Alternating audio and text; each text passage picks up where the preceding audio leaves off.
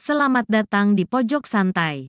Sebelum Anda mendengarkan audiobook ini, kami menginformasikan bahwa channel ini adalah review audio dari buku yang ada di Indonesia. Untuk membaca keseluruhan buku ini, kami menyarankan membeli buku aslinya di toko buku kesayangan Anda, baik offline maupun online. Keberadaan channel ini dimaksudkan untuk membantu Anda mendapatkan pengetahuan dari buku-buku kesayangan Anda.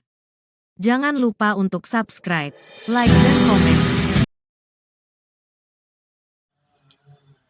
Selamat datang di Pojok Santai, channel khusus yang membahas komik dan novel dengan cara asik.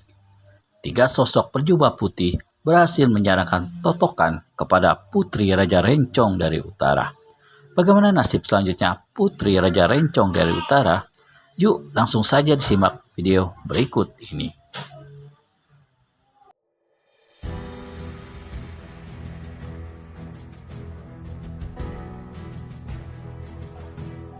Si gadis mengeluh tinggi sewaktu totokannya pertama melanda jalan darah di punggungnya. Kedua tangannya dengan serta-merta lumpuh. Tubuhnya terhuyung-huyung ke muka. Dalam sedetik lagi, 2 totokan segera pula akan mendarat, susul menyusul di bagian lain tubuhnya. Dalam keadaan yang demikian kritisnya bagi si gadis, tiba-tiba mengumandanglah suara bentakan yang kerasnya laksana gelegar gunung meletus. "Pandan Suri! Siapa yang berani berlaku kurang ajar terhadapmu?" Satu gelombang angin yang luar biasa dahsyat yang menderu, membuat ketiga kiai terhuyung 5 langkah dari kalangan pertempuran. Sedang gelombang angin itu sekaligus melepaskan totokan di tubuh si gadis yang ternyata bernama Pandan Suri. Mendengar suara bentakan itu dan merasa totokan pada punggungnya lepas, Pandan Suri menjadi lega. Sebaliknya, ketiga kiai terkejut bukan main. Mereka adalah orang-orang cabang atas dalam ilmu silat, tapi sekali terpas saja ketiganya telah dilemparkan. Keluar sejauh 5 langkah dari kalangan pertempuran, mereka sama palingkan kepala dengan cepat. Seorang laki-laki berbadan tinggi tegap berdiri bertolak pinggang di bawah atap bangunan tua. Pakaiannya dan juga destannya yang tinggi berwarna ungu. Tampang yang angker itu dihias dengan kumis hitam melintang. Bajunya sengaja tidak dikancingkan, memperlihatkan dadanya yang penuh otot dan berbulu. "Apakah kami berhadapan dengan Raja Rencong dari Utara?" tanya Kiai Suhudillah. Pelipis laki-laki itu menggembung. Ditanya malah bertanya. "Jawab, apa kalian tidak malu mengkeroyok seorang perempuan?" "Malu atau tidak malu, bukan itu soalnya," jawab Kiai Suhudillah. "Kami datang mencari Raja Rencong dan anak gadisnya hendak membunuh kami bertiga. Apakah salah kalau kami tak bisa berpangku tangan?" Laki-laki berkumis melintang tertawa sambil usap-usap dadanya yang berbulu. "Baru menghadapi anaknya, kalian sudah kewalahan. Bagaimana kalian punya nyali untuk datang kemari dan mencariku?" "Ayah, perlu apa bicara panjang lebar dengan tua bangka ini? Dia telah menghina kita. Biar kau saksikan bagaimana daku memberi pelajaran caranya mati pada mereka." Pandan Suri lantas cabut sebilah rencong perak dari balik pakaiannya. Senjata ini berkilauan ditimpa sinar matahari dan adalah merupakan sebuah senjata mustika. Tanpa berpaling pada anaknya, Raja Rencong berkata, "Pandan, kau masuklah. Siapkan arena topan utara." Meskipun hatinya penasaran sekali, diperintah demikian dengan banting-banting kaki, Pandan Suri akhirnya masuk ke dalam bangunan tua yang berbentuk seperti bangunan tempat kediaman hantu itu. "Ih, ayah."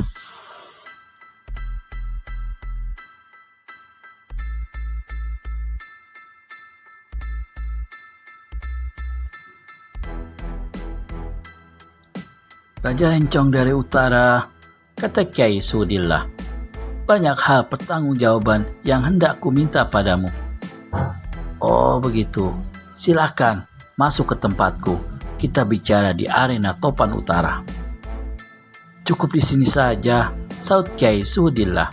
Raja Rencong menyeringai. "Walau bagaimanapun, aku masih punya peradatan dalam menerima kunjungan tamu. Sekalipun tamu-tamu itu datang sengaja untuk mencari map. Habis berkata begitu, Raja Rencong memutar tubuh dan masuk ke dalam bangunan tua. Mau tak mau, ketiga kiai terpaksa mengikuti dari belakang. Bangunan itu ternyata panjang sekali. Ketiga kiai melangkah di belakang Raja Rencong terpisah sejauh 10 langkah. Mereka senantiasa berlaku waspada karena kalau bangunan tua itu betul-betul menjadi sarang Raja Rencong dari utara, bukan mustahil dilengkapi dengan segala macam alat rahasia yang berbahaya. Dan bukan tidak mustahil pula Raja Rencong tengah hendak menjebak mereka bertiga. Kawan-kawan, bagaimana kalau kita serang dan ringkus dia hidup-hidup selagi membelakangi kita ini? Bisik Kiai Selawah. Kiai Suhudillah merenung sejenak lalu menggeleng perlahan. Itu tindakan pengecut, katanya.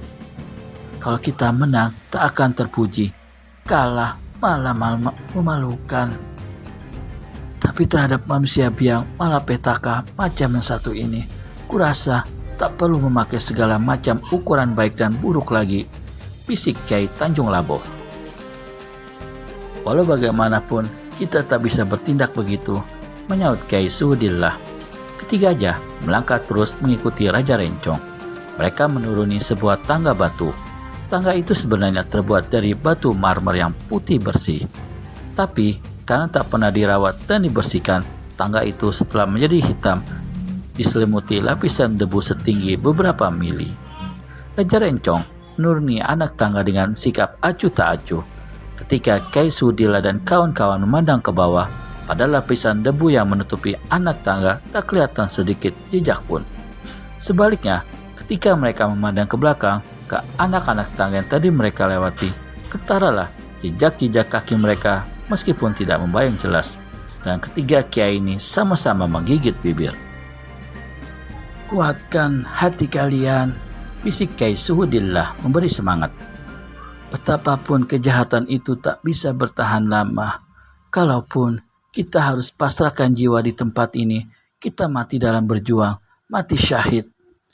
Di bagian bawah bangunan tua itu terdapat sebuah ruang batu yang amat luas yang kira-kira dapat menampung 500 orang di keempat tepinya. Ruangan batu ini berbeda sekali dengan seluruh keadaan bangunan yang telah dilihat oleh ketiga kiai. Keadaannya luar biasa bersihnya, hingga bayangan-bayangan tubuh orang yang berada di ruangan itu akan kelihatan sama-sama di lantai dan dinding serta atap. Ruangan itu berbentuk 4 persegi. Di bagian tengahnya terdapat pelataran yang agak tinggi berbentuk lingkaran. Inilah arena topan utara. Di tengah arena terdapat sebuah meja kayu jati yang indah berukir-ukir dikelilingi 4 buah kursi. Satu dari keempat kursi ini lebih bagus dan besar dari ketiga lainnya. Di atas meja terdapat 4 buah piala perak. Raja Rencong naik ke atas arena dan duduk di kursi besar, memandang pada ketiga tamunya dan berkata, "Silakan mengambil tempat duduk." Ketiga kiai duduk di masing-masing kursi. Waspada mereka semakin dipertebal. Tak seorang lain pun yang kelihatan. "Sebelum kita bicara, silakan minum arak dalam piala." Raja Rencong lalu mendahului meneguk arak dalam piala di hadapannya.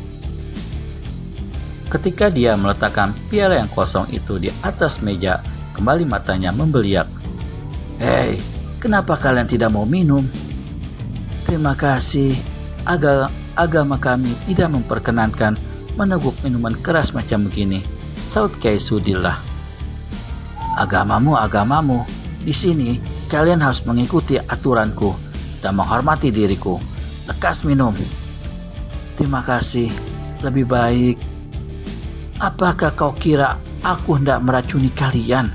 sentak Raja Rencong mulai beringasan.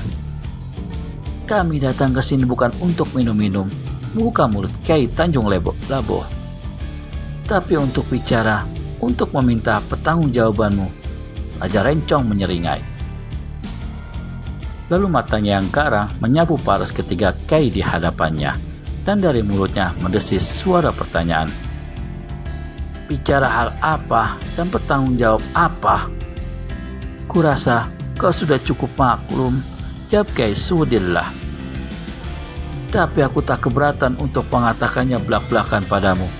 Selama belasan tahun daerah utara ini aman tentram, namun sejak kau muncul, maka di mana-mana timbul malapetaka, di mana-mana timbul keonaran. Kalau cuma malapetaka dan keonaran biasa, itu bukan apa-apa. Tapi kau juga sekaligus mempunyai cita-cita untuk mendirikan sebuah partai yang bertujuan jahat semata-mata. Apa yang akan terjadi selanjutnya pada 3 kiai itu yang telah berani bicara belak-belakan kepada Raja Rencong dari utara? Temukan jawabannya di video selanjutnya hanya di channel Pojok Santai. Segera subscribe dan tekan tombol lonceng untuk mendapat notifikasi video terbaru dari kami. Terima kasih dan sampai bertemu kembali.